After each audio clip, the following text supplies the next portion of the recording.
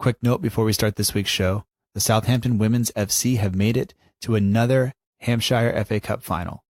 They'll be taking on the Portsmouth FC ladies on Wednesday, March 28th at 7:45 p.m. The location is Havant and Waterlooville FC, so head down there, wear red and white, make the girls feel at home as they try to bring home a title. And now, here's the show. You're listening to the Southampton Delivery Podcast, a podcast dedicated to the Southampton Football Club and all of the SFC fans.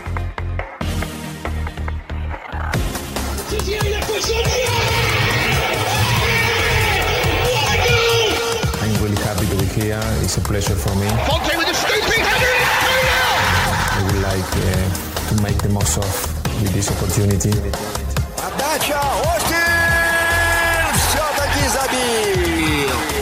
It's infield to Mane, 25 yards out. Lovely ball for Bella. Onside, 1-0. The fast shot. Oh my word. He ran around a bit like Bambi on ice. Really very, very embarrassing to watch. And now, your host, Matt Markstone. Hello and welcome to another episode of the Southampton Delivery Podcast, a podcast dedicated to the Southampton Football Club and all of the SFC fans. My name is Matt Markstone, and no matter where you are, no matter how you may be listening, thank you for making the show part of your day. I hope that you enjoy it. As always, this show is brought to you in partnership with The Saints Report. For all your Southampton FC news and needs, be sure to check out The Saints Report on Twitter, Instagram, or Facebook. The links are in the show notes. You will not be disappointed. And speaking of avoiding disappointment, this week's show promises to be a good one. I am joined by Michael Kurn. You may know Michael from his work on the Premier League productions on Premier League TV, both as a sideline reporter and an in-studio presenter. He's also the voice of Hampshire Cricket, England hockey, and was part of the team that covered the Olympic and Paralympic Games in Rio in 2016. He is from the Hampshire area. He is a Southampton fan, and we were introduced to one another kind of by chance, and we'll talk about that during the interview. But it was a pleasure to be able to talk to Michael about his career, about growing up and becoming a Premier League presenter, and kind of what that's meant to him. And we also discuss his new and upcoming book, Desire, Dream, Vision, and we'll get into all of that. And links to all of those things are in the show notes. There is his website.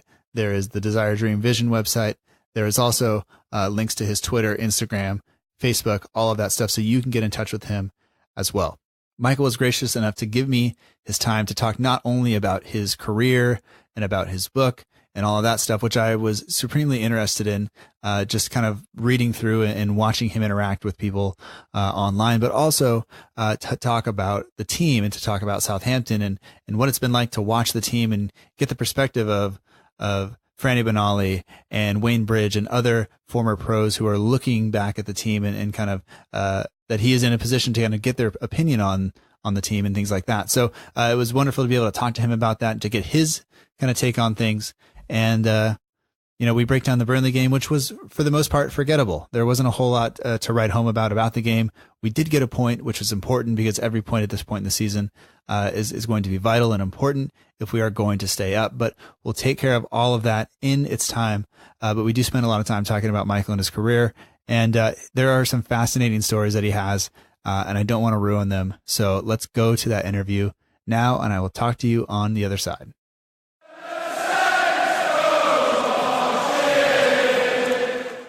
We'd like to welcome to the Southampton Delivery Podcast, a podcast dedicated to the Southampton Football Club and all the SFC fans, Michael Kurn.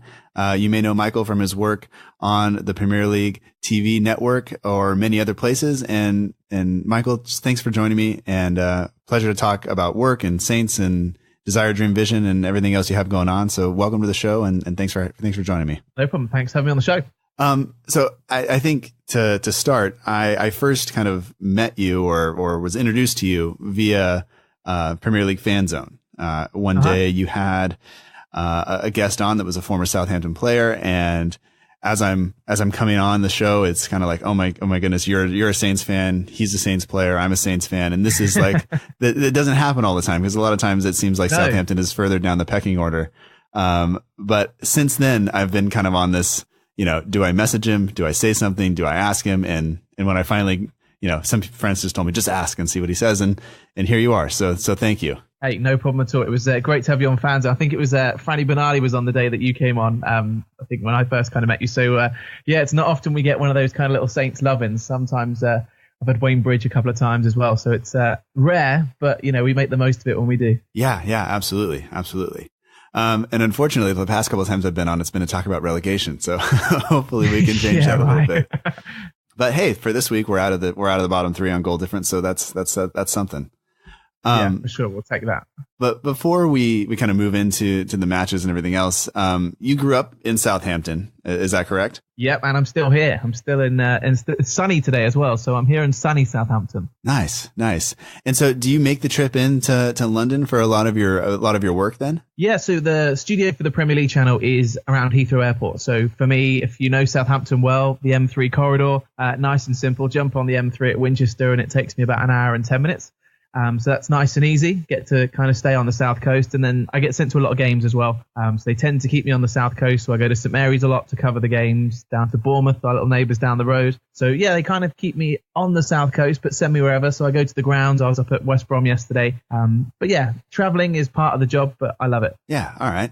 And so growing up on the south coast in Southampton, what role did kind of watching Saints and being a part of the football club or watching the football club, what role did that play with you growing up? Was your family kind of involved, or was it just you, or when did you really become interested in the sport and in the team? So football has been part of my life since I can remember. My ambition growing up as a kid was to pull on the red and white stripes and play for Southampton. And I think I got my first Saints shirt when the day I was born, I think. So Southampton's always been a massive, massive part of my life. And so played football when I was younger, started off out on pitch, then played in goal. But the dream was always to kind of play for Saints one day. So yeah, it's always been a massive part of my life, really, Southampton. And going to watch the games, remember going to the Dell, some real fond memories of that. I was quite lucky that my second cousin was a guy called Neil Hopper. So he still is. And he played for Saints back in the 90s.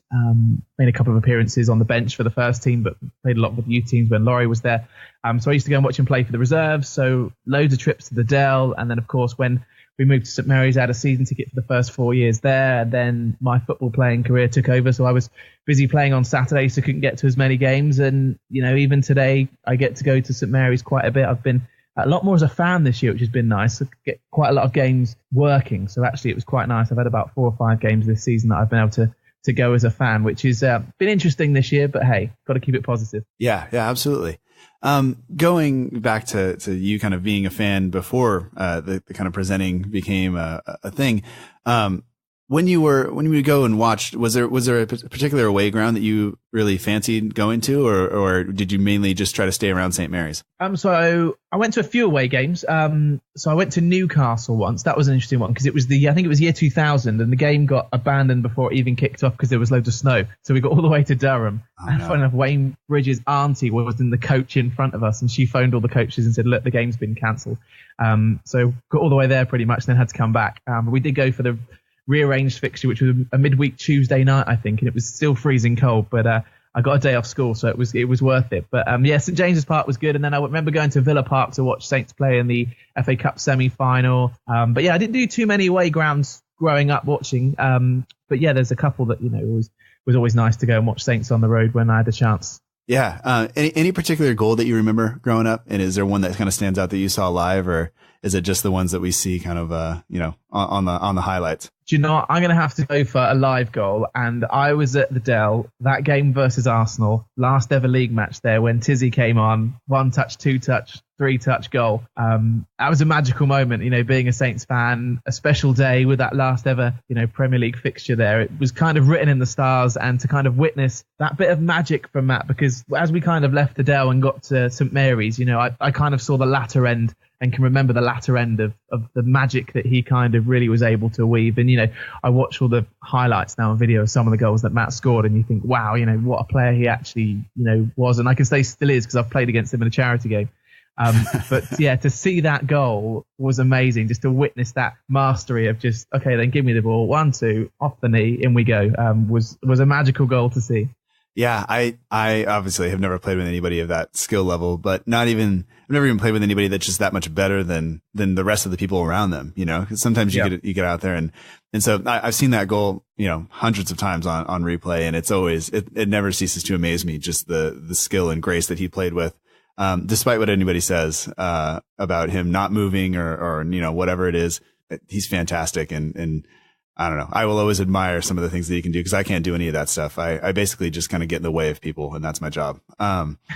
If you're that good with a football, hey, why do you need to run around and chase after it? Yeah, no, just play it into his feet. He'll do the rest. So you mentioned you were pretty involved in playing. When did kind of playing football for you kind of come to an end? So it came for an end properly as trying to make it as a professional about 2007, 2008. I tore the cartilage in my right knee, and it was one of those where I kind of had the realization I was never going to make it to the Premier League and never play for Saints.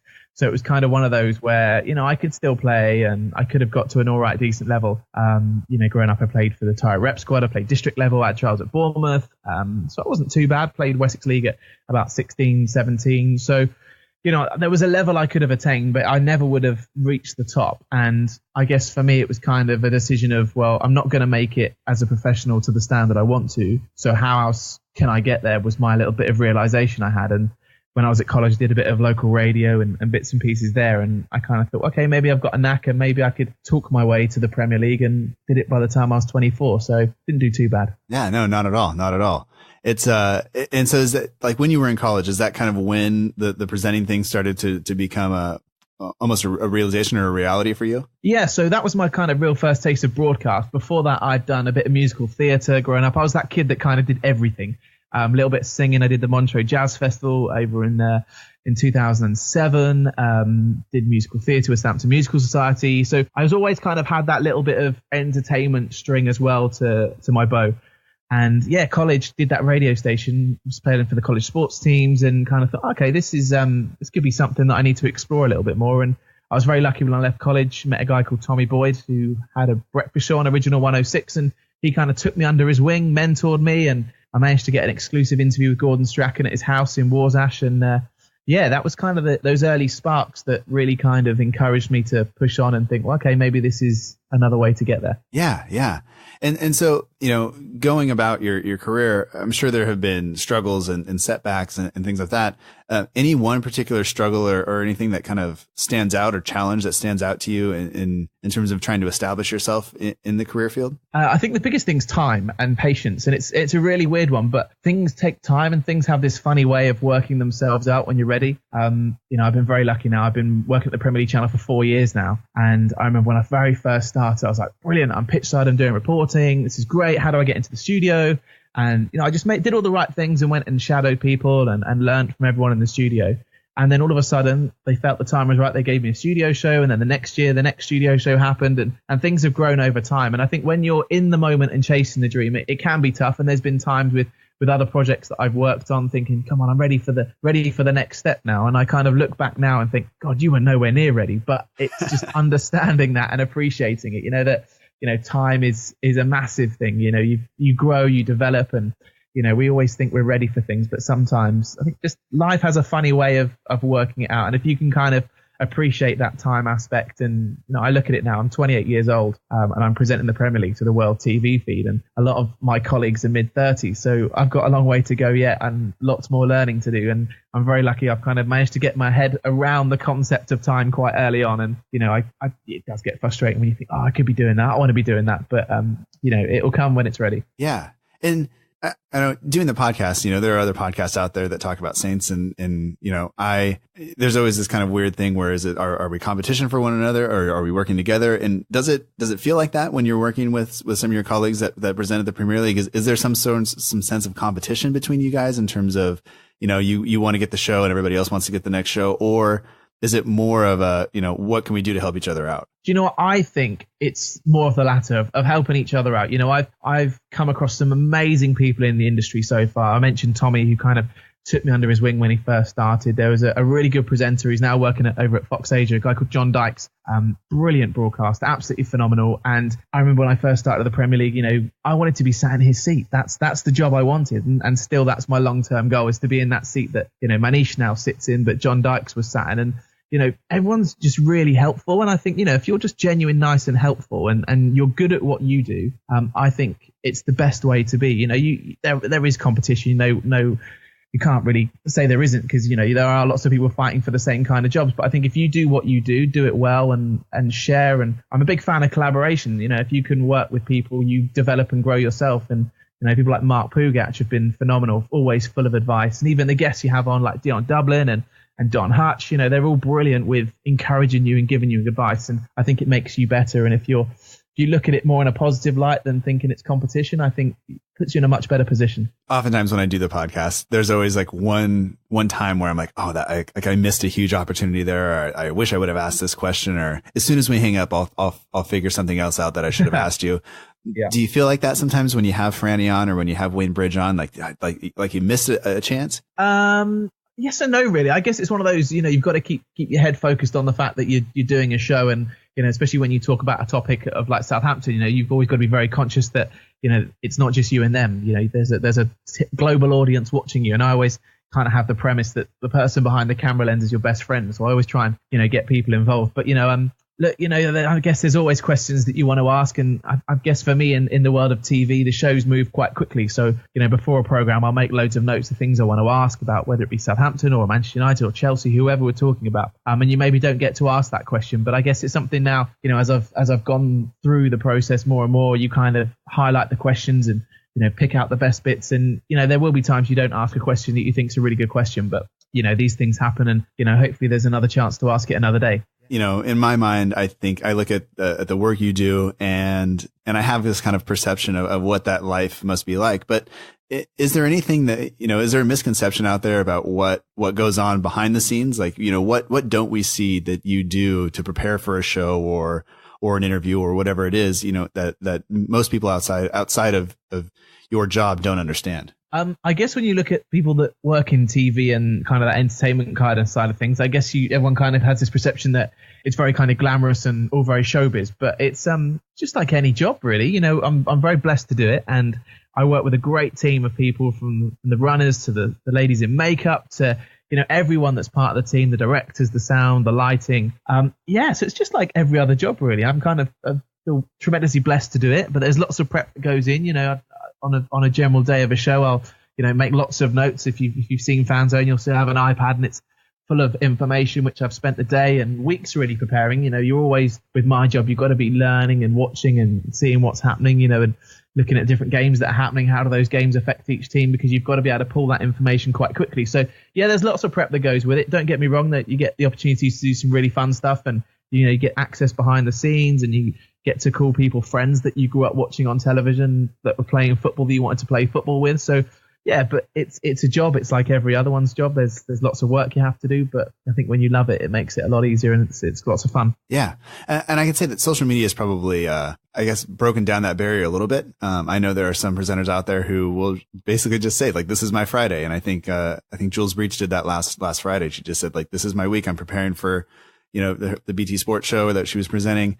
And it was basically just, not spreadsheets, but just Word document after Word document after Word document, lots of tea and work. And I think, people don't realize, I sent you an outline for the show, and I do that every week, and I try to be on a schedule with it, but sometimes it's late. But I think it's, I don't know. I think like you said, there's a lot of work that goes into it, but if you enjoy it and if you feel like you're learning from it and getting better, I think that's all you can do. Yeah. If you get paid to talk about sport and read newspapers and make notes about sport and watch loads and loads of sport, I think you're incredibly lucky. So, there are days you wake up and go, oh, no, I need to read all those newspapers today. But do you know what? There's worse things to be doing, right? Absolutely. Absolutely. So I guess take us through a normal day in your life in terms of, when you wake up and it's maybe a Premier League FanZone day or maybe another show that you're doing. What does that look like? Do you have any routines or rituals that you kind of follow? And just so people kind of get an idea of what your day looks like. Yeah, so kind of a FanZone day for me. I have to be in the studio by just after lunchtime. So I'll tend to get up in the morning quite leisurely. I'll go to the gym, do a bit of a workout, and kind of find that's a good way to kind of get rid of any nervous energy, or if I'm too excited about a guest that I've got coming in, or just excited to be in the studio. So I head to the studio, get there about 12:30ish, grab a bit of lunch, catch up with a few people around the studio, and then I'll sit down with the producer, which is normally a guy called DK, who's a really good lad. And we'll just run through the show, talk through a few ideas we've got, what topics we're going to talk about, what callers we've got in. I'll then go back to the dressing room and I'll just make loads of notes about each team, what's happened to them, what their next fixtures are, where they're looking like in the league, what's the kind of key stories coming out of the club. And then we'll go into the studio about half an hour before we go on air. I'll have a quick chat with the guests just to make sure they're happy with everything we're going to do. We'll maybe just do a little rehearsal at the top of the show, like the little bit of intro we do. If we've got any VTs, which is like the little videos in and out of the break, we'll just practice those and then kind of relax about 5-10 minutes before we go on air. And then we're away, do one show with FanZone typically, and then have about 3 or 4 hours off. So again, just have a little bit of a debrief after, pick up some things that we can maybe expand on for the next show. If there's matches coming up that evening, say it's a Champions League night or Europa League night, we'll look at the teams that might play, and then we'll do the whole same thing again, different show, but same format, different topics of conversation. We tend to kind of stick around kind of similar themes on a day on FanZone, and then I'll come off air about kind of 7:30, get in the car and head back home and go to sleep. All right, it's a full day, but it sounds good. And sometimes that first show that you guys do is 3:30 or so your time usually. And that's like when I'm going to work, and on TV here, it says like the AM show. And I'm like, I know you guys are in the afternoon. And then, one of the producers, maybe it's not a producer, but somebody, whoever schedules the people on Skype, they message me and they're like, hey Matt, are you there? And I'm like, yeah, I just woke up. And they're like, what time is it? I'm like 4:15. And they're like, oh, I'm sorry. Like, are you okay? I'm like, yeah, it's fine. It's fine. Yeah, that's the thing, right? When we go out globally, you forget there's loads of different time zones. We go out in the Far East, go out in India, we go Africa, America. So yeah, you kind of really think some of these guys that come on and girls that come on, stay up till like stupid o'clock in the morning to come on FanZone. It's amazing. Yeah. Great. So one kind of last thing before we get on to Southampton, which is really, what brought us together in the first place. You seem to be very, very dedicated and motivated around the idea of charity work and things like that. And also kind of motivational, speaking and just motivation in general, around your book that's coming out, Desire, Dream, Vision. But how did that get started? And was that always something that you found yourself interested in, and if not, like kind of when did that become a thing that you were interested in? I've always been a fan of giving back, and I feel very blessed to the job I get to do and the opportunities it gives to me. And I love the opportunity to kind of give back if I'm hosting a charity event or getting involved with charities. I'm an ambassador for Dare to Express, which is a mental health charity, and Rose Road, which is a Southampton-based charity, which I absolutely love doing, giving back and just making a bit of a difference. But Desire, Dream, Vision for me was something that was kind of my philosophy growing up. When I played football, I was a massive Muhammad Ali fan and still am. And one of my favorite quotes that I absolutely love is he said that champions aren't made in gyms. Champions are made from something deep inside, a desire, a dream, and a vision. You've got to have the skill and the will, but the will's got to be stronger than the skill. And that kind of just stuck with me in my childhood, and kind of was like, okay, if you've got a bit of skill, you've got to have the will and not give up and keep going, and you've got to desire something, dream about it, and visualize it.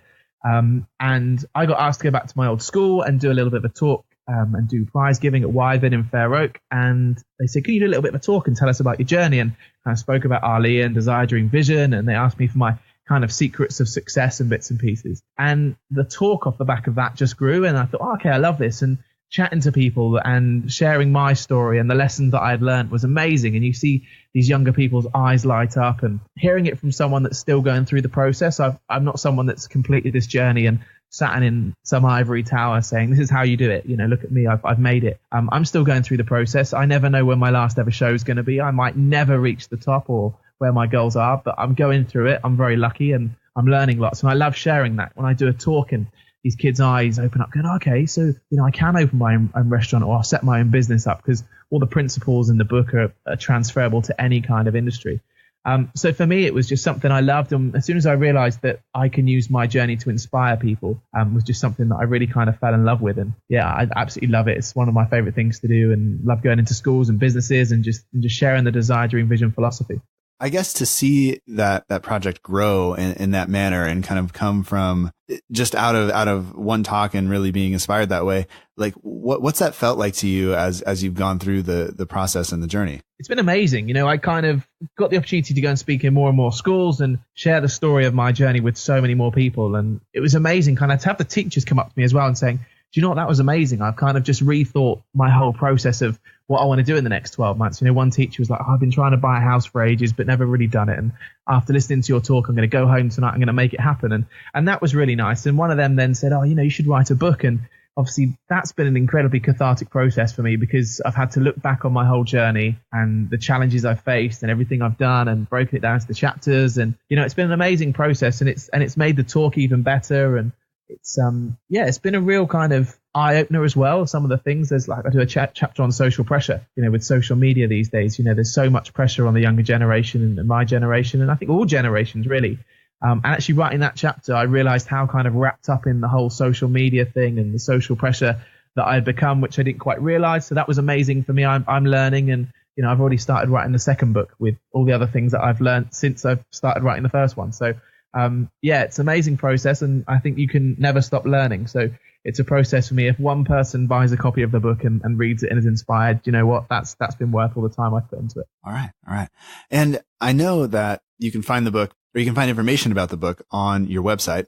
But when that book is published, where will people be able to find it and where can they get more information if they're interested in contacting you for your talk or for anything else that they would be interested in kind of having you on for? Cool. So they just go to desireduringvision.com and then obviously I'm on social media at Michael Kurn and I tend to use the hashtag of Desire During Vision quite a lot. All right. And we will be sure to put the links to the website and all your social media stuff in the show notes. Easy click for people if they're not already following you, although I assume that anybody who's following me and listening to this show probably already follows you, but who knows? Maybe there's a few people out there who don't. All right. Well, I think, you want to move on to the football for now, and maybe we'll come back to this if like I said before, something comes back to me towards the end. Yeah, for sure. All right. You mentioned you were up at West Brom yesterday. Was it nice? Was it cold? How did that game go? And what was that post-match interview like based on the result? It was freezing cold. And I had a knee op about 3-4 days before. So I was trying to keep my leg warm and kind of moving a little bit, sat in a tight little seat. But it was an interesting game. It was always one of those that was going to be quite nervy first 20-25 minutes.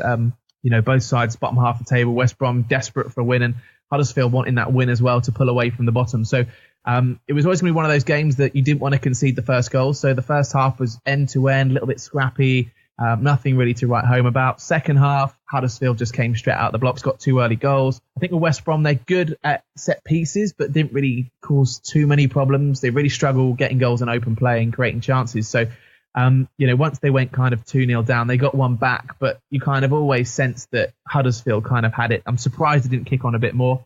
Interviews at the end, it was a really interesting one, actually. I put a post on Instagram about it saying that something with my job, you want to get as much as you can out of the interviews at the end. So my first interview off the pitch with Huddersfield, very kind of jubilant and congratulations, you've done well. It's the first time you've done a Premier League double. Great to come out of the blocks second half. And then interviewing Craig Dawson from West Brom after, it's kind of, he doesn't really want to talk. He doesn't want to be there, but, it's his media obligation to do that. So again, my tone completely changed. And I was like, look, it's been a tough day in the office. What's the belief in the camp? Can you do this? Made to rue those chances that you missed the second half. So again, those interviews were interesting. And actually, I was quite lucky. I managed to get quite a bit out of both the players. So yeah, it's always a tough game like that when you get to this end of the season when results matter, especially kind of in the situation that West Brom are and Huddersfield are close. There's not many points between everyone down in this bottom half, and we're in the mix as well. It's it's tough because the players do feel it. I guess sometimes you kind of look at games and you think, the players aren't really giving it their all today, but they genuinely do care. From my experience, so those interviews at full time can be fun. Yeah, and I guess some people would come off the pitch and they obviously, like you said, they don't really want to talk to you and they have to, but it's, and you've seen some of those, like, we've seen, certain interviews come out afterwards and it's like, like Roy Hodgson, that one from several years ago kind of resurfaced on the internet recently. And it was like, that was kind of, it was a little bit testy, and I guess you try to avoid that as as a presenter, because you want to get, you want them to answer your questions. And when they show up next time, you want them to answer your questions and not kind of come into that with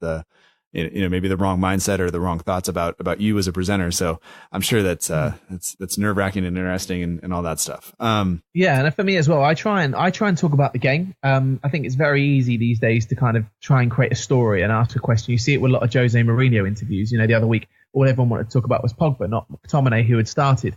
So I'm very lucky, working direct for the Premier League. Our brief is very much talk about the game. We're not there to try and create a story. So I actually really like that, because you can ask questions about the game. And then, there are going to be times when you ask a tough question, but because you're only talking about the game, you build relationships. And actually, I find if you get your questioning right, you get some really good answers and there's a trust level. And sometimes you can get more out of somebody instead of just jumping straight in with a question that's kind of trying to get another story out of it. Right. I think we're obsessed with narrative, and trying to find that. And sometimes you just want to watch the game for the game and question the game and the decisions that were made there. So yeah. We were talking earlier. You mentioned, you were there at the game, so you didn't see the Saints match live, but you've gotten to watch the Saints a fair number of times as a fan this year. And, looking at what you saw in terms of lineup and personnel and things like that, how did you feel kind of going into yesterday's match against Burnley, who, are winless since Christmas? What were you expecting from the match, and did you think we put out the right team to kind of obtain that result? Do you know what? Burnley are a tough team to play. 7th in the Premier League. Sean Dyche has done an amazing job, hasn't he, over the last kind of few years, and kind of remind us of where we were a couple of seasons ago, right? Kind of 7th, 8th in the table. We were a tough team to beat. So Burnley, it's not an easy fixture. So going there, I was a little bit worried, thinking, we need 3 points. Our next few games that we've got coming up, our next 3, we really have to win, because then we start playing the big boys and we could be in some serious trouble if we don't. So, Burnley was a game we have to get something. I think a win was kind of what we ideally would have liked, but you'll take a point away at Burnley because it's a tough place to go. Team selection wise, it's tough, because I was talking in the studio with Don Hutch the other day, and if you look at the personnel that we've got available to us, we shouldn't be where we are in the league. Not that any team is too good to be in a relegation battle, because your performances are a true reflection of where you are. But if you just look through our lineup yesterday, I think Strong at the back. McCarthy, I think, has done beautifully in goal since he's come in. Really brought some real confidence at the back, which we were missing. Cedric and Bertrand, massive fans of those.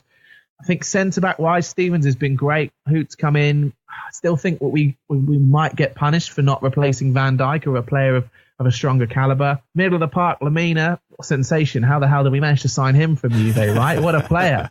I'd love to say that he's going to be with us for the next 5 years, but I think unfortunately he might be one of the next ones out the door when people realise how good he is. And it really surprised me that he's not been starting as regularly until recently. I know he picked up a little bit of a knock and things, but I think he's a wonderful player to have in there. Dusan, I love Dusan Tadic, and he's just been off colour the last couple of years. And I think the reason why is that we didn't replace Graziano Pella. When Pella left, what he did for the team was amazing. Yes, he tried to do the spectacular, and it was a little bit frustrating sometimes, but he got the goals. But he would hold the ball up, which is then what brought Tadic in and brought Mane in. And I don't think we've not really replaced, again, like we maybe haven't replaced Van Dijk, we've not replaced that kind of player like Pella. When Austin plays, he kind of does that. He holds the ball up, and if he's not going to get a shot on goal, he'll bring other players into the game. So I feel for Dusan. I know he gets a bit of stick from the fans, because he does get frustrated easy and maybe doesn't give that final ball. But, I still think Dusan's in the team.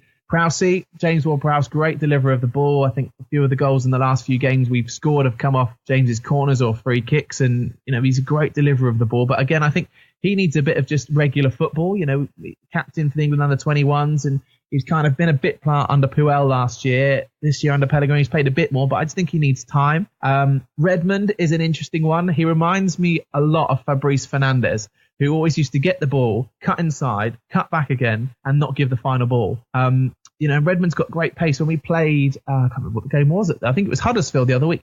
And for once, he ran in a straight line. He beat his man and he was in on goal. And I was just like, yes, come on. Yes, more of that, please, Nathan. He's got that potential. And I think Claude Puel kind of didn't make it easy for him when he arrived, saying he was the next Thierry Henry. But, it's tough, isn't it? It's the same with Sofiane Boufal, a great player, great skill, but just doesn't give that ball quick enough. And then, Carrillo up front, yet to see an impact from him. Obviously, there was a lot of excitement signing a player from Monaco, but a couple of friends of mine, Billy and James, are Monaco fans, and they were like, his third choice. So, Falcao keeps him out the side. So yes, it's great to sign a player from Monaco. And I know Southampton have got a great system in place of scouting players. And there's obviously something they've seen with him that he can bring to the team. Lineup yesterday, strong. I think we looked at the bench as well. I like Højbjerg as well. Again, I just think there is something missing, but I don't know what it is. But the lineup for yesterday, we've got to go with that little bit of enthusiasm, haven't we? And we've got to go. Every game's a cup final now, especially these next few. Yeah. For me, when we look at our center backs, if we'll start there, because I think McCarthy, Cedric, and Bertrand have been great. There's no replacing them. There's no there's nobody coming in to take their spot right now. But you look at our center backs, and you look at the last couple of goals that they have scored. And Steven's header was kind of this flicked header. It was very graceful, very kind of, I don't even know what the proper way to describe it is, but it wasn't this kind of big thundering kind of thumping header that we're used to seeing kind of defenders score, and it's usually this bullet into the corner or down into the ground. And his is kind of just this nice flick thing into the far post. That's like, wow, that was, great. And then you see Hoot score, last week. And it's this nice kind of side-footed volley into the corner. And that kind of sums them up. They're both very good with their feet. They're both very technically gifted, but neither of them are the strongest in the air. And you worry about them being out-muscled by just about any kind of center back who's going to hold the ball up, So I think that is going to be a worry for us because we don't have the center back to kind of cope with that. And now with Yoshida out, we're one injury away from having Bednarak in there, and he's young. And when we got him kind of over the summer, he was never supposed to be the guy that's going to come in and start. He was supposed to kind of be in the youth team and kind of, develop and maybe get a game here or there. But, he's one step away from being in the Premier League kind of limelight going down the stretch where we're fighting for survival. So that to me is a little worrying.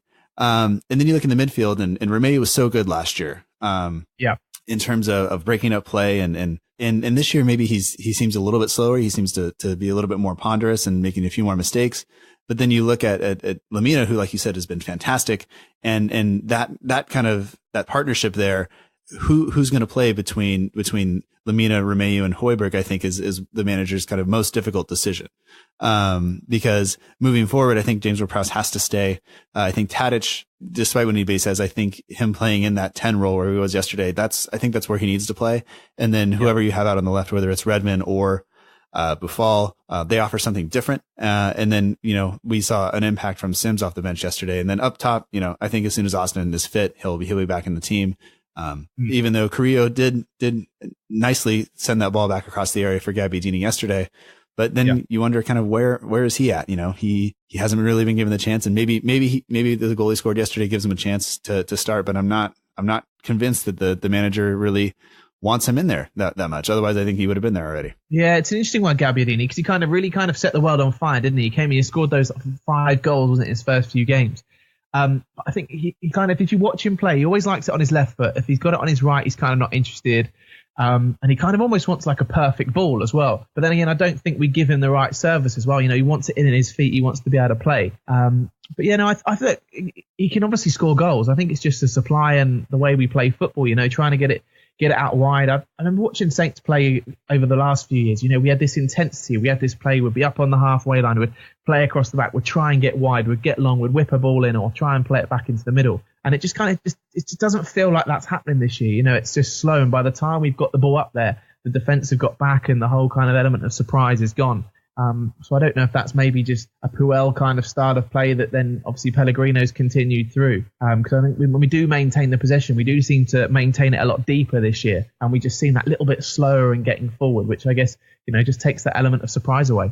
I think what a lot of people have mentioned is that we don't really have an identity, at least completely, under Pochettino and under Koeman, it was very clear what the game plan was. And this year and last year, it does, I guess last year there was more of an identity. It was that we were going to hold on to the ball. But this year it seems like we're caught between wanting to do too many things with the ball and not really being clear about what we're supposed to do and what the main responsibilities of players are when we have the ball and are in transition or, whether we're back on defense. And, you look at Redmond yesterday and that he's really the only pace in the lineup, going forward, unless you count the fullbacks.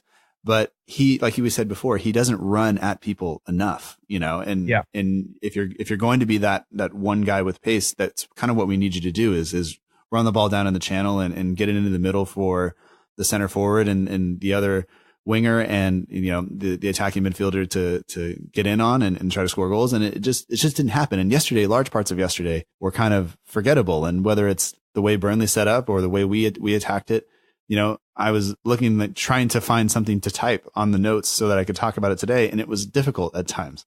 Yeah. And it is tough, isn't it? Especially when you look at Burnley as well, because they are a good side. Nick Pope in goal as well, pulled off some great saves yesterday as well.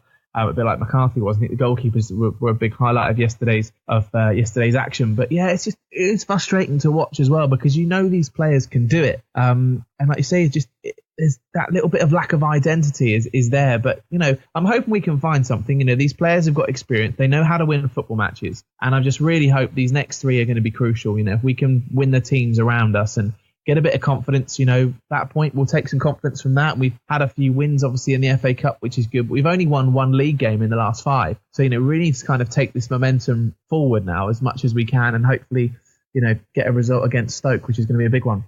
Yeah, that's a question that I'd like to kind of ask you is, people talk about the cup run being good for morale and good for all this. But for me, being here in the States, and this is completely selfish, anytime anybody asks me, do you want us to win the FA Cup or do you want us to stay up? Like if I have to choose one or the other, I'm probably going to choose stay up simply because if we go down to the championship, I will lose a lot of access to the team. In terms of I won't be able to watch and things like that. Not that I want to deny us a major trophy, because I think that is a day that the fans that go week in, week out will never forget and truly enjoy. And we still talk about, 76 and all of that stuff. But for me, I want to be able to watch the team. And if that's selfish, I'll hold my hands up and say, sure, like that, you can accuse me of that. That's fine. But winning these matches in the cup, it doesn't seem to carry over to the next week. We don't seem to be building on the performances and capitalizing on the things that we were doing well one week. And for me, that's the most frustrating thing as somebody who's coached and kind of worked, and I work with students. I'm a teacher. And so every day, we try to build on what we did the next time or the last time. And we try to get better a little bit every day and look for some sort of improvement going forward, and whether it's short or long term. And I don't see that with the team. And for me, that's frustrating. I think for a lot of fans, that's frustrating. Yeah, no, completely. And I think, it's great to win games. We've got Wigan up next, obviously, in the cup as well, and they pulled off a big shot beating Man City, so it's not going to be an easy game. You look at kind of Swansea and that, the threat of replays and things are like, do we really want to be messing around with that, because then it's another game you've got to play. It's more tired legs. And when you look at the Saints' remaining fixtures, they've got some big ones on the way that, these next few are key, but then we've got to play Arsenal still, we've got to play Chelsea still, got Man City still to play. They're games that you're going to need your focus and need your legs, especially if we get to Man City on the last day of the season, needing to win, we don't want to be in a position where everyone's tired because we've got to a FA Cup semi-final and we've had to replay a quarter-final and all those bits and pieces. So, look, there's a real opportunity for Saints to get a little bit of glory this year. I hope, I really do hope it's not one where we get to win the FA Cup and go down like Wigan did a few years back. But, right. Premier League survival's key. The Premier League globally is such a massive league, but the Championship, I think it's the 4th most watched in the league. It is a tough league. So you go into that Championship and it's not going to be a springboard. It's not going to be one where we could go down and come back up again like Newcastle did last year. If you look how strong the Championship is, it's a very tricky league to get back out of again. So, Southampton's attention needs to be staying in the Premier League for the future of the club. And like you said, globally, the exposure as well, for the team being in the Premier League brings so much revenue and that exposure, which is so important. So, yeah, the focus has got to be in staying in the league. And say these next fixtures, Stoke is massive, Newcastle, West Ham. We need to be picking at least 6 points up from those. And lots of teams in this relegation kind of area, anywhere from kind of, 13th down, even Bournemouth are on 32 points. They could get drawn a little bit as well with Watford, and Everton are on 34. I think that's maybe a little bit further away and they won't get pulled in when you look at the teams that are down already and who they've got next coming up. But lots of teams are playing each other. So, Southampton need to win these games because that will then put Stoke even into more trouble. They've only won 1 in their last 5 as well, drawn their last 2. And, if Saints can pick up 3 points, then it's just another little point that puts you away a little bit further than Newcastle. If you can beat them, it's another point. And, it's important because especially, with Arsenal, Chelsea coming up after that West Ham game, that's going to be a tricky few weeks. Yeah. I've kind of been looking at it and saying that if we're not kind of out of the danger of relegation by the end of March, after West Ham, I think we're in trouble because Arsenal and Chelsea, those are tough. And then you get Leicester, which, it didn't go well last time. I'll just say that. Bournemouth's always tough. We don't seem to, that's always one of those games that it is going to be a bigger game than it maybe it needs to be, because I think the fans, even though a lot of fans say it's not a derby, and I tend to agree with that, but it always feels like that. It seems like the players kind of take it as that as well. Especially Bournemouth. Yeah. And then, like you said, last day of the year, it's Man City. And last year we had Stoke on the last day and could have used a win and couldn't pull that off. And now it's Man City, and that's a whole different kind of story. So we are I think in real danger of losing this and going down. And that would be tragic, I think. But it'd be a real shame after everything the club's done over the last few years. It'd be a real shame if Southampton did go down.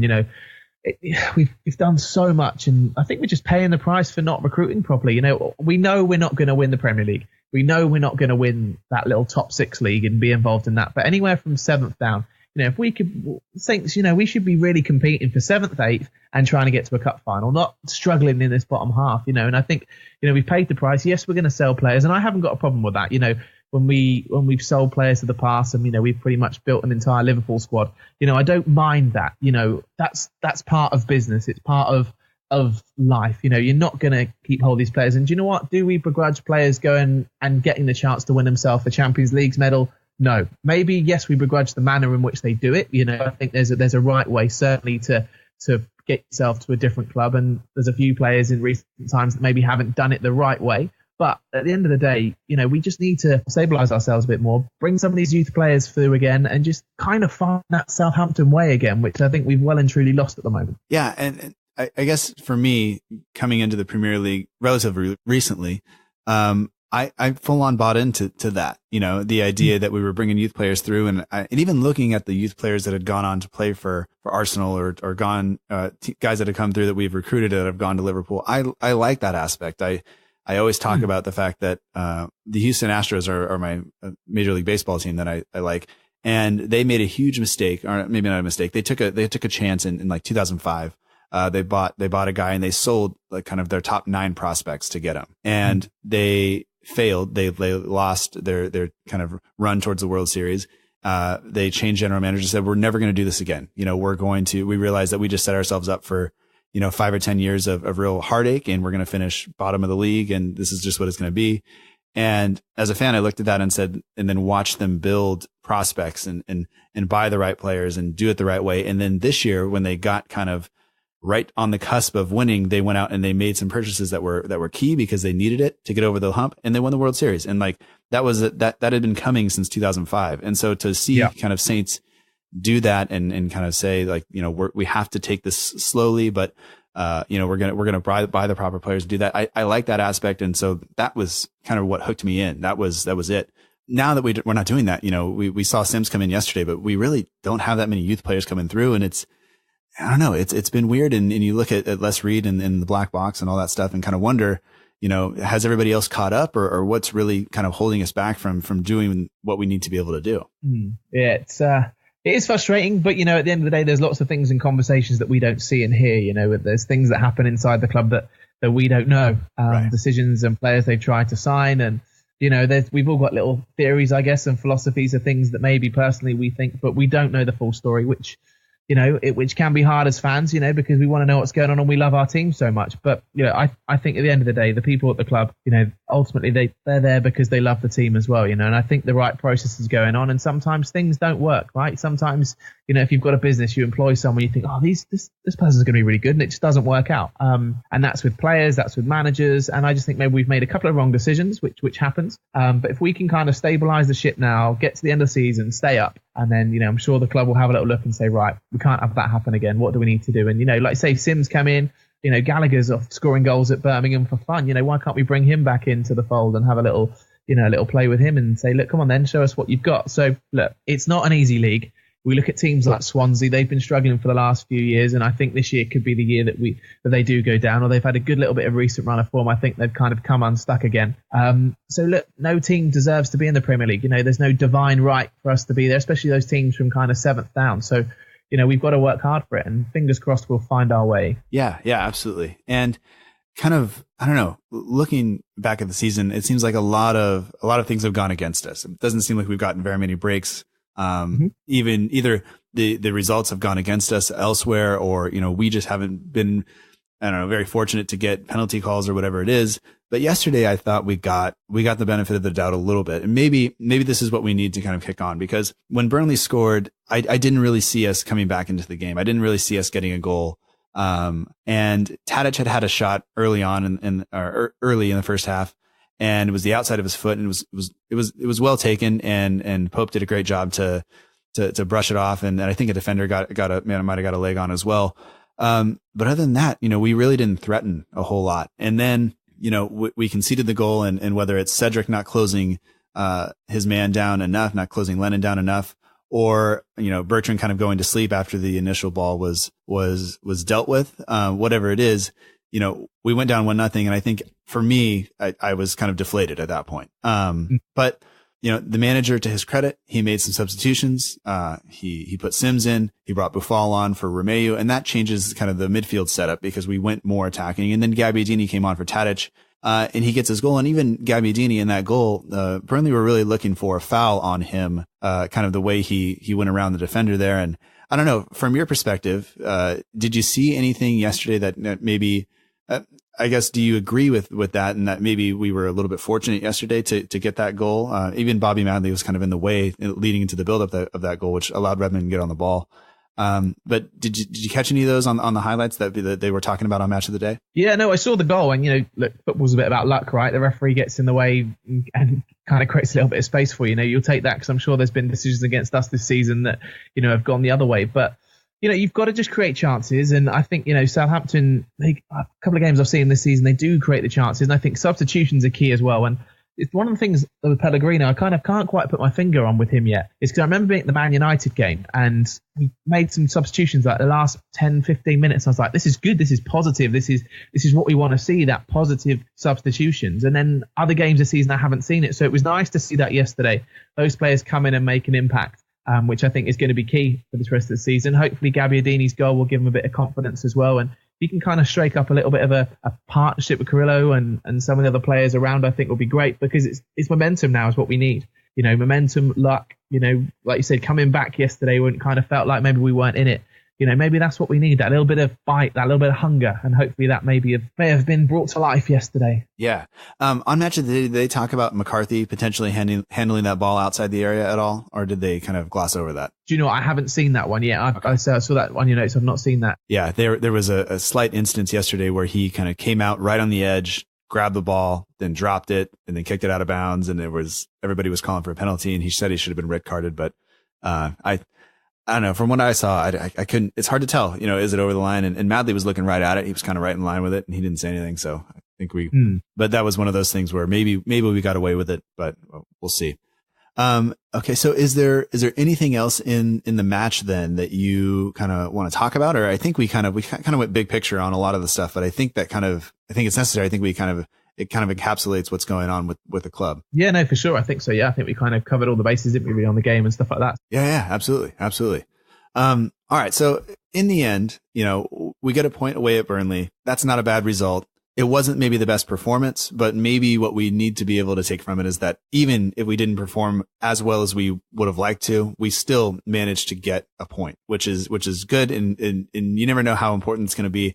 I think, Benali tweeted yesterday, that could be a huge point coming into the season. I think every point is huge. I mean, we only have, 27 or 28 of them total. So it's, we need them, at this point. And, with some of the results going our way yesterday, we're out of the relegation zone. It's on goal difference, but we'll take it, because at the end of the year, at the end of the season, it doesn't matter how you're out of there, just as long as you're above that line. And I think that for the most part, that's okay. We didn't get any closer to 10th place, which I thought was interesting. We're just as many points away from 10th as we were before, but, that's kind of the way it goes. So now kind of moving forward, there was some news this week about Jose Font. He's now gone from West Ham to China. Is that, I mean, as somebody who watched him kind of for all those years, kind of coming up with us through the leagues, does that hurt you at all? Or the fact that he's making this move, maybe it's for money, who knows what it is? We don't know any of his kind of personal finances or personal reasons for doing this, but are you okay with him kind of making that move, or do you care at all? Yeah, you know what? I think the main reason he wants to go is obviously to get himself some game time. It's something he's clearly not getting at West Ham, and he wants to go to the World Cup if he can with Portugal, after of course doing so well with them in the Euros. So he wants to kind of keep himself in that international frame of things for the summer. But do you know what? Do I care that he's gone? Do you know what? He put an interesting post on Instagram yesterday with Nicola Cortese. And a few of the fans had reacted to it saying, bring back Cortese to Southampton and bits and pieces as well. And, I always think with these scenarios, when players leave a club, like I'm a big fan of Adam Lallana. I think he's a great player. And maybe the manner he left the club, the fans weren't too happy with, and they give him a bit of stick. And I think for someone like Jose Font, he did a great service for our club. He played at a good level. Yes, he wanted out. Again, we don't know what happens behind the scenes. Was there something going on we don't know about? Was it personal reasons? Maybe didn't leave in the right manner or conduct it in the right way. Which fans, at the end of the day, we're fans. We love our club, right? We don't get to change our club. It's who we love. And, it hurts us if someone does something that we don't like. But for me, I think at the time it always hurts. But on reflection, I think, what a great player he was for us. That journey that he came through with joining us and going to the Premier League, and the way he kind of led the team from the back. He was a leader. And I think that's kind of one of the things we might be missing now, is someone that leads. Van Dijk led and he led. And I think, he's going to China, and I wish him the best of luck for that. And I hope he kind of gets the regular football he's after. I'm sure he's going to earn a little bit while he's out there as well. And, it'll be a nice new challenge for him. But, no, I don't begrudge him the chance of going to China. And so I wish him well. And, would I take him back at Saints? Don't think so. I think he's lost a few yards now for what we need. But, I think he was a great servant from the club, and hopefully in time, all the other fans will think that as well. Yeah, he's one of those guys that I like defending. I like defenders. It's partially because I can't dribble. But but it is one of the reasons that's where I tend to play. But, my background on my computer at work for a long time was him and Van Dijk, and my phone case was him and Van Dijk. And I really kind of looked up to the way those two played together. And to see him move on and to see him go to West Ham and then maybe not get the game, he made so many mistakes early on. And part of me wants to kind of go like, that's what you get, but in the end, he was so vital for the club for so long that I don't know. I think as time goes on and people's feelings will soften a little bit, and he'll be remembered, I think, more fondly than maybe he is right now.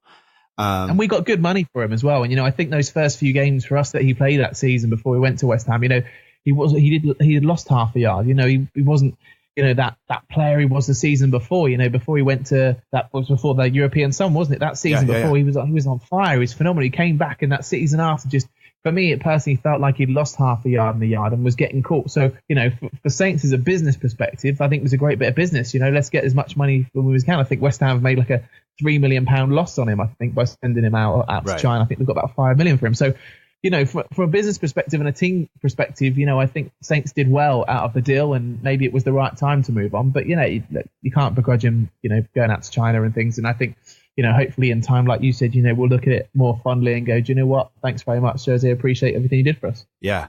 I was really hoping that I was going to be able to see him when we went to West Ham. That was like one of the things I was really excited about. And so that's not going to happen, but, maybe we'll get to see him play in the World Cup this summer, but we'll see. And we'll see. We'll see how it goes. We do have a few listener questions that did come in. Go for it. One of them relates to Saints, and it says, simple one. This is from Dan, who's at Holy Hoiberg.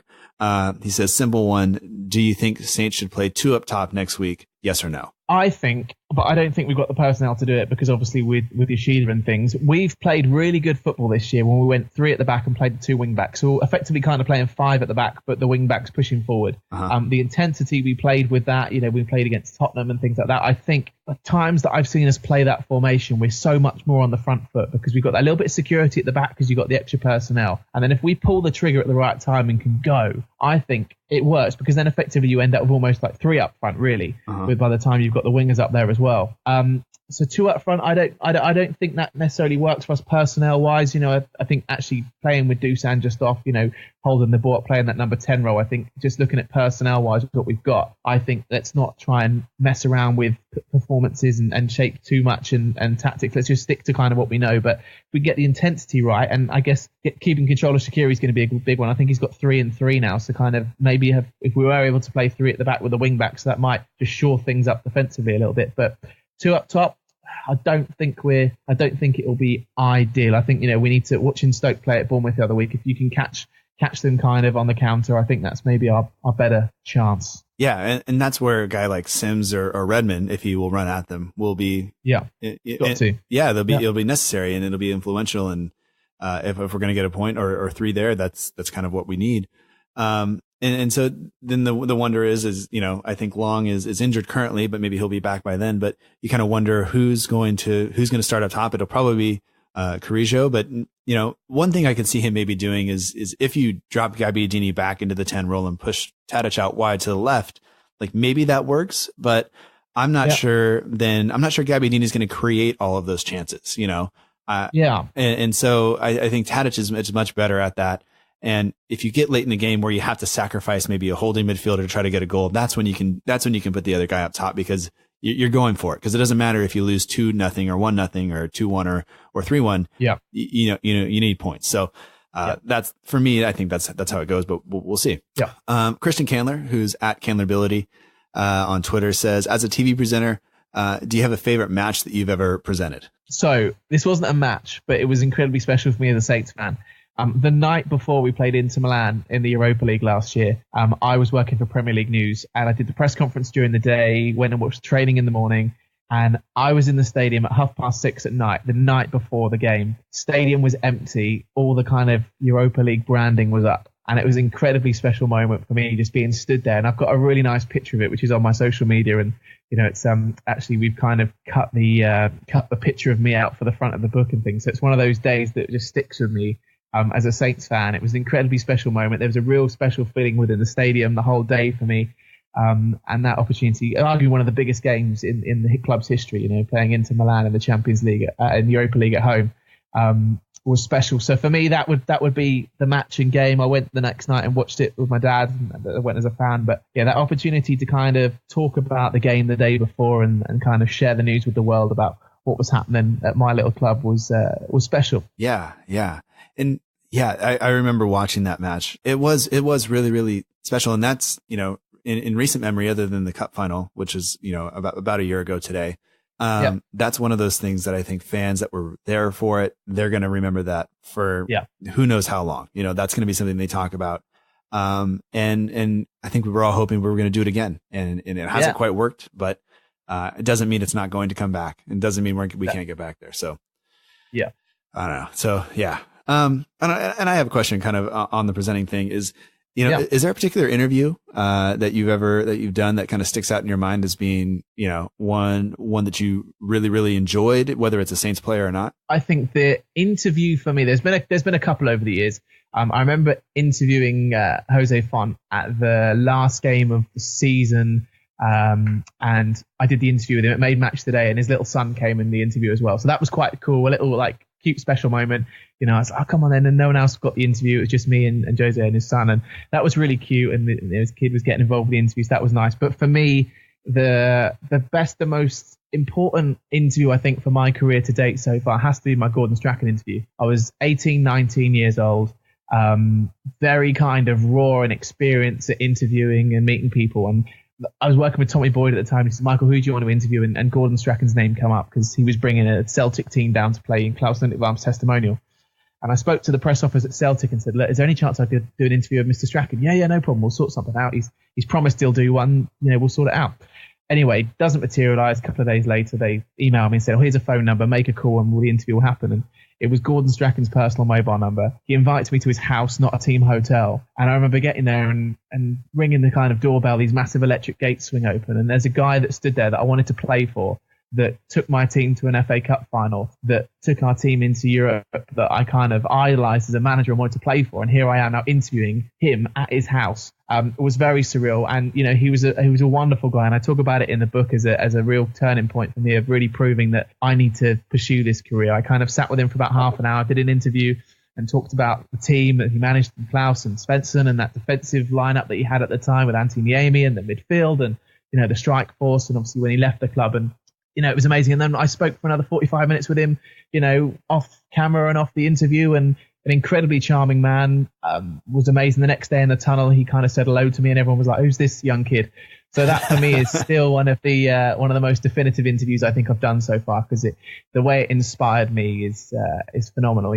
There's inspiration's key for me. I've got a really cool piece of Southampton memorabilia, which inspires me as well, which is really cool. But it's important to kind of have that little bit of inspiration. That interview with Gordon was insane. What's going through your mind when those gates swing open? Are you like, what's going on? Why is this really happening? How is this going on? Or what are you thinking at that point? Everything, even down. There's a real funny thing I mentioned in the book is that he brings in a cup of tea and a plate of biscuits. So he was still finishing his dinner. So I had like 15, 20 minutes just sat in his lounge pondering. And you kind of you're thinking about your questions. Are your questions going to be right? You don't want to ask him a stupid one, because obviously Gordon Strachan was known for not being the most friendly with journalists. And here I am in his lounge. It's not just in the tunnel. I'm in his lounge. And, you look at the tray of biscuits and then your mind wanders thinking, well, do I take a biscuit or not? And you have this kind of argument with yourself. No, don't take a biscuit. Well, actually, no, do take a biscuit. Is he going to think I'm rude if I don't take a biscuit? So, if you have every single thought process going through your mind, especially at that age as well. The interview went amazing, and I've got it on a CD somewhere, and I'm sure I'll dig it out again in the next few months and listen to it and think, is that really me? Some squeaky 19-year-old, asking Mr. Strachan a question. But, those things are key. And I say that those little things inspire me, and I think that's important. Yeah, I mean, we're talking, that's 10 years ago now, and it's still one of those things that sticks with you. And I think that's, that has to be a huge turning point for you, and giving you some confidence that, you're doing it, you're doing the right thing. And I think that's great. Yeah, it's so important. Inspiration. Like literally, I mentioned the piece of memorabilia. I've got one of the FA Cup winners medals from 1976. Dave Peach is a family friend, and he kind of, he got given to me for my 17th birthday, but when I was 13, 14, he kind of passed me this medal and said, look, whatever you want in life, if you want it bad enough, you can get it. And Dave's still a good friend. And I was on the phone to him the other week. He's a lovely guy, David Peach. And, I look at that medal every single day, and I'm just like, you know what? That inspires me. And inspiration's key. Like I said, with the book and stuff, you need things in life that inspire you. And whether it be that interview I did or something tangible like the medal and things like that, you need that bit of inspiration. Yeah, absolutely. Absolutely. And kind of on that note, the book comes out in September. That's the plan. That's the plan. And I'm looking for a copy of it when it comes out. So, we'll make sure we kind of, announce it, and I'm sure you'll make plenty of announcements and things like that. But you're also working on a podcast for it. Yeah. Can you tell me a little bit about that? What's it going to be about? Is it going to kind of accompany the book, or is it going to be, if people don't have the book, will they still be able to listen to the podcast, or are you sure? Or how's that working out? So the plan with the podcast is going to be just meeting inspirational people. I've highlighted a few that I'm going to try and speak to. I'm very lucky with the book. It kind of can stand alone, and there's lots of things that can go around it, like the talk. And, I'm very lucky that hopefully it's going to get lots of appeal. I've got Eddie Howe from Bournemouth, who's kindly agreed to write the foreword for me. And there's a few other people that have won X Factor are going to do a little bit for me. So it covers kind of all bases. But the podcast is then interviewing those kind of people and saying, look, you've achieved a dream and ambition. How have you done it? What are the secrets? What have you learned? So effectively, the premise of the book is my journey with all the lessons I've learned. And I give an example of why that lesson's been important to me, what the lesson is, and give other famous examples. So the podcast is going to be relatable to the book, because it's going to follow the pattern of, look, you've achieved something. How have you done it? What's the secret? What have you learned? And that's how the podcast is going to work. So yeah, whether you've read the book or not, the podcast is going to be accessible. And again, for me, it's just inspiring people. I mentioned the FA Cup winners medal. I look at that every day, and it inspires me to follow my dreams. So if this book can inspire one or two people, if the podcast can inspire one or two people, for me, it's worth all the effort. So it's exciting, and it's great to be able to give something back. And when people message you that you've, like yourself, that have spoken to on FanZone, I just love meeting people and finding out their story, and it's important. So yeah, it's good. I have to say that to hear you talk about it that way, like it's not fake. This is really what you believe. And in a world on Twitter and Instagram where everybody is so cynical and there's a lot of negativity, it is really refreshing to hear you speak that way. And I have to say thank you, because I think just hearing some of the things that you've said today, and watching you on FanZone, like I don't know, that alone I think is inspiring. And I think I have no doubt that it will help people kind of going forward. So, thanks for that. And thanks for being you. And I have to try really hard to be positive, and it is nice to I think watching you and listening to you is definitely going to help. So thank you. Thanks for having me on. It's great to kind of share the story. I've come from the bottom and worked my way up. My dad's a builder. My mum works in a cafe. So, it's been a hard journey to get to where I've got to, and there's been tough times and dark days. But, if you can kind of take life on with a smile and just enjoy it, positivity, right? I always think, what's the worst that can happen? As long as you're healthy and you've got the right people around you, people will come and go, and you'll meet new people. There'll be people in your life you think that will be there forever, and they won't be. And you learn to deal with that, and things happen in life. And yeah, you get one bite of this cherry, so just enjoy it. Make the most of it. All right. Well, thank you so much for your time. I really appreciate it. No problem, anytime. And maybe we'll do this again. Yeah, for sure. Well, when you're over, give me a shout and we'll try and catch up. All right. Sounds good.